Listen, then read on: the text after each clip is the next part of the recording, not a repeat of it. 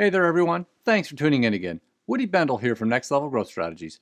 This week's business tip has been inspired by a home repair project we just started this past week. And the further we get into the repairs, all I can do is shake my head in dismay and disgust. Why is that, you ask? Well, because it's one of those projects that just pisses you off because it shouldn't be necessary at all. And a lot of our neighbors are dealing with the same thing because of something I unfortunately see far too often in business. And there's a hugely valuable lesson in this problem that we're fixing, regardless of whether you're in business or not. All right then, stick around because I know you'll benefit from this week's tip.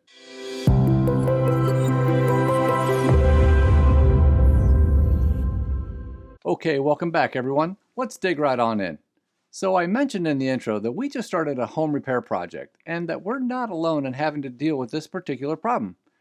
Our home is almost 30 years old, and like most of the other homes built around this time in our neighborhood, we're dealing with wood rot around a lot of our windows. I'm not talking a window here or there, I'm talking about nearly all of them. Now, I don't know if you've looked at the price of new windows lately, but let me just tell you, they're not cheap. We've had a couple window companies come out and provide bids for replacing the windows with the obvious wood rot problems. And let me just say, this will make you ask why you're not in that business. Whew. Talk about sticker shock. Now, if you happen to have wood frame windows, one option is having them repaired. This involves pulling them out, pulling them apart, and replacing the wood with new wood. And as it turns out, this can actually be a more affordable option. We found a guy who was highly recommended by some of our neighbors. He's replaced and repaired a lot of windows all over our neighborhood. And like I said, people I know and trust recommended him glowingly. Which matters a lot, right? And when he came out to work up our bid, he walked around the house with me, pointed out where we had issues, explained why everyone in our neighborhood was dealing with this, gave me a quote on the spot, which was way less than buying replacement windows, and he said he could get started within the next couple weeks. Now, if we were to get new windows made and installed, we'd be looking at 4 to 6 months. And with all of the supply chain issues right now, new windows are crazy expensive. Bill the Window Wizard was less expensive and faster. That's a no-brainer handshake deal right on the spot. So this past week, Bill and his helper began our project. And let me just say, as someone who's always been fascinated by this type of stuff, pulling apart things, building things, putting things back together, it's been awesome to see how all of this gets done. This guy is a master at this, and it's like watching an artist at work. The cuts and grooves and angles all have to be precise, otherwise it won't fit. And if it's a window that's supposed to open, it might not. This is definitely one of those measure twice and cut once type of jobs. So when he pulled the first window out and pulled it apart, my dislike for the knuckleheads who built and installed those windows went through the roof. Definitely one of those head-shaking disgust moments for sure. Now, one of my grandfathers had a construction business, and he built a lot of homes back in the 50s and 60s that are in still great shape, and they don't have this wood rot problem. And there are a number of reasons for this, but it really boils down to integrity and not cutting corners. What I mean by that is this.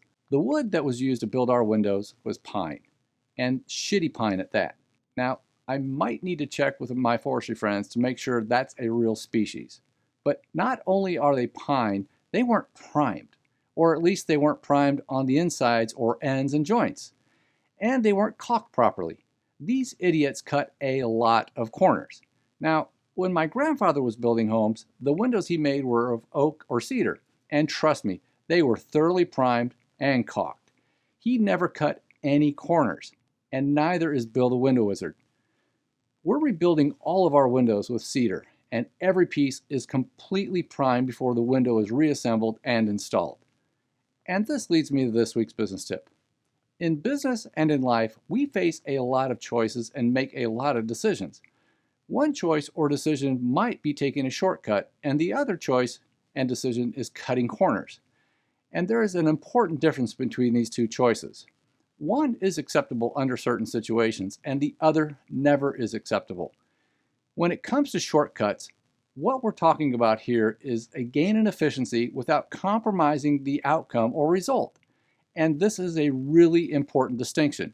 If you can get to your destination in less time by taking an alternative route, and you are not violating speed limits or putting anyone in harm's way, then this is a good result. So I tend to think of shortcuts as process improvement or even innovation.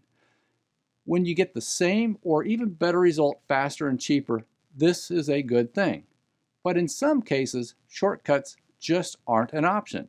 And when this is the case, this is when the temptation to cut corners might come in. When it comes to cutting corners, this should never be an option. Do not cut corners. Cutting corners by definition means an inferior outcome or result, and this will always come back to bite you in the ass one way or another.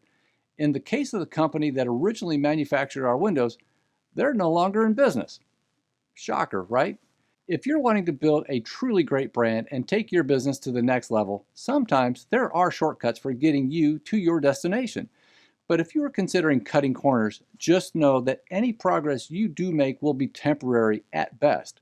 There are thousands and thousands of businesses who have gone bankrupt because they cut corners. And in the most egregious cases, cutting corners can land you in jail. Just remember, shortcuts and cutting corners are not the same thing, and cutting corners should never be an option ever. So there you have it.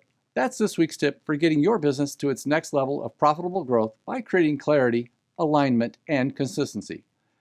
Thank you again for watching, and we'll see you next time.